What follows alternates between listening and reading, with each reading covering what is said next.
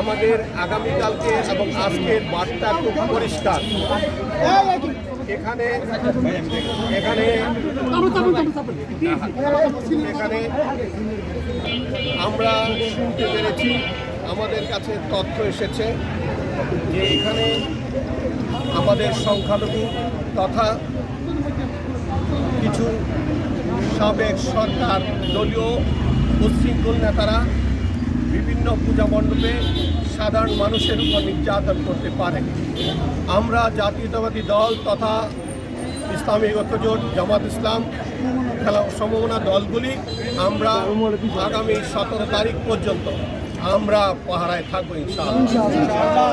আমরা বিশ্বাস করি যে কোনো বিশৃঙ্খলা দাঁত ভাঙা জবাব দেওয়ার জন্য আমরা আমি বিশ্বাস করি সারা বাংলাদেশের মানুষ আজকে যত আনন্দ উল্লাসিত, আমরা মনে করি ইহা সাধারণ জনগণের বিজয় হয়েছে। সাধারণ ছাত্রছাত্রীদের রক্তের বিনিময়ে অর্জিত নতুন বাংলাদেশকে সুন্দর করে গড়ার কাজে আপনারা লেগে যান যদি দেশকে ভালোবাসেন। আর দেশে যদি বিশৃঙ্খলার চেষ্টা করেন, এদেশের মানুষকে সাথে নিয়ে আপনাদেরকে দাঁত ভাঙা জবাব দেব।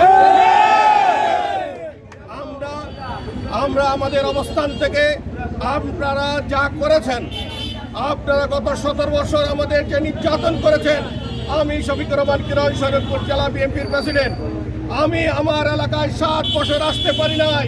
আমার বাড়িতে 3 বার হামলা করেছেন। যেহেতু আমরা তারেক জিয়া সৈনিক, যেহেতু আমরা বেগম খালেদা জিয়ার কর্মী, আমরা সহনশীল অবস্থান থেকে আপনাদের স্পষ্ট জানিয়ে দিতে চাই, কোনো বিশৃঙ্খলার যদি ব্যবস্থা করেন আমাদের আচরণ এরকম থাকবে না। আপনারা শান্ত থাকুন, দেশকে শান্ত রাখার ব্যবস্থা করুন। নির্ভর করে আপনাদের উপর আপনারা কিভাবে চলতে চান। যদি আপনারা উচ্ছৃঙ্খলতা করার চেষ্টা করেন, আপনাদেরকে দাঁত ভাঙা জবাব দিয়ে এদেশের মানুষের সাথে বেঈমানি যা করেছেন তা আপনাদের হাতে নাতে ধরে আইন শৃঙ্খলা রক্ষাকারী বাহিনী। আমরা সবাইকে একটা মেসেজ দিতে চাই, আমরা কোনো আইন নিজের হাতে তুলে নেব না।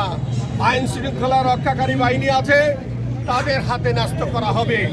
সবাইকে সজাগ পাহারায় থাকার জন্য নির্দেশ দিয়ে আজকের মতো আল্লাহ হাফেজ। আসসালামু আলাইকুম।